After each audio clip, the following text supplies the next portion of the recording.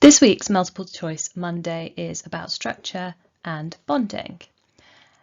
The first description tells us that the substance is a chemical compound with a high melting point and a high boiling temperature as well. And from that, we're asked to make a prediction about the bonding. And the correct answer was C. So how did we get to that answer? Well, the first clue in the question is that this is about a compound.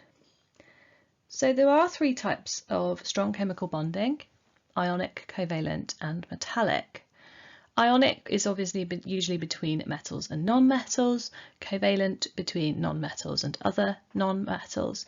Metallic does not exist in a compound, and so that's the first way I know that the answer cannot be D. Metallic substances delocalize their electrons. And what this means is we can in fact mix metal atoms together in any different ratio we like, and that's how we make alloys. So metals can bond with each other. For example, we could take iron and we could add some manganese and then we would have a steel alloy. But it's not a compound, there's no formula, because I could add any different amounts of manganese and iron that I want to. And it doesn't really matter, it doesn't make any difference to it. So it's not a compound, it is simply the different atoms are all present in the metallic lattice, they're all delocalizing electrons to the same delocalized C. So that means I'm left with covalent or ionic. Now, the bonding itself does not determine the melting point.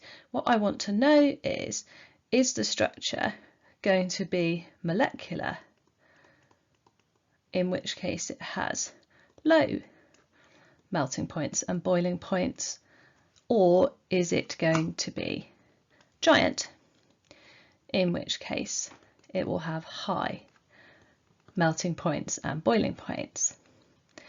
Now, ionic structures are all giant, so this means that this compound could definitely be ionic.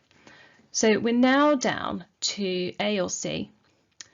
Is it exclusively ionic, or could it be either? So as it happens, most molecular substances are covalent, or rather most covalent substances are molecular, but not all are. And so there are a few giant covalent examples. Two of them are elements, so diamond and graphite. But there is one giant covalent compound that we should be aware of at A level, and that is silicon dioxide. That has a structure in which every silicon atom is bonded to 4 oxygen atoms, and then each of those oxygen atoms is bonded in turn to 2 silicon atoms. It has the formula SiO2. It is also known as silica. It's what we find in sand and glass, and therefore we can tell it has a very high melting temperature because it has that giant structure as opposed to molecular.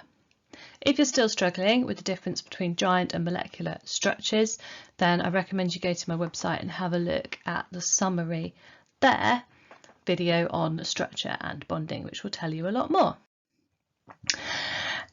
And if you are looking to up your game this year, I'm running a free chemistry revision club called Cation Club.